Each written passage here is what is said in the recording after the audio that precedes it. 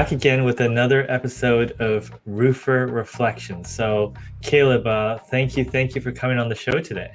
Yeah, appreciate you for having me. It's really nice to be on with you. Tell me, your sort of childhood. What was it like growing up for you? I had a really decent childhood growing up.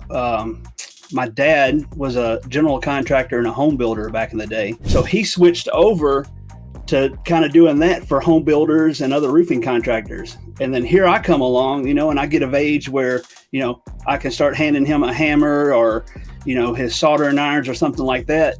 And next thing you know, I'm working with him, on summer break, spring break, things like that. I started to go into homeschool, and then I would go work with him during the day and do homeschool at night. And it just all snowballed from there. Copper work for roofing is very specialized. Sort of what drew you to that? I kind of grew up with a piece of copper in my hand. That's what Dad would do. If it was a piece of drip metal or some type of flashing, he believed in using copper because, one, it's not going to rust, it won't corrode, and you can solder it, and it's also recyclable. So he was always using copper. And so that's kind of just how it started. I've always had a piece of copper in my hand. With the copper work in the business, how much of a demand is there, just for other people to understand? Well, in our area, there's a large demand. There's been times when that's all I've ever installed is copper. One of the important things about it is I like to use it around chimneys of the base flashing because you can solder that. So it's very popular, like roll top barrel dormers, where those run back into the shingle roof line.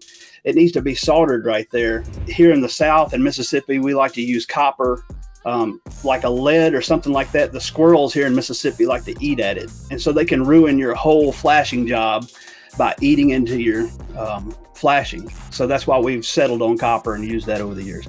But it's very important to the roof structure. So you're saying it's very popular, predominant in the South. Is it in other parts of the U.S.? I've got people that I follow on TikTok. All you had to do is just enter copper or copper roofing or copper workers, and nationwide it's a big draw. A lot of people are using that. It's just a really good product. But yeah, nationwide I see a big demand for it. I mean, you've been part of the roofing industry so long. When someone you run into, hasn't had any experience with the roofing industry, maybe considering doing something in the roofing industry, what would you say to that individual? And man, it's worth a try. When I talk to those people, they're at a dead end job or they're stuck inside, maybe in a sales position.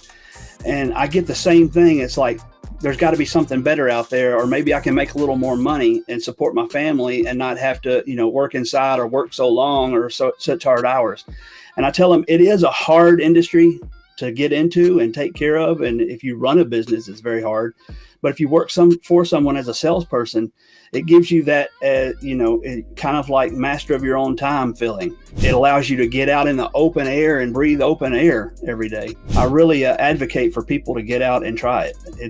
It can be very rewarding and very fulfilling. And then you can take really good care of your family by getting out and trying to reach out for the roofing industry.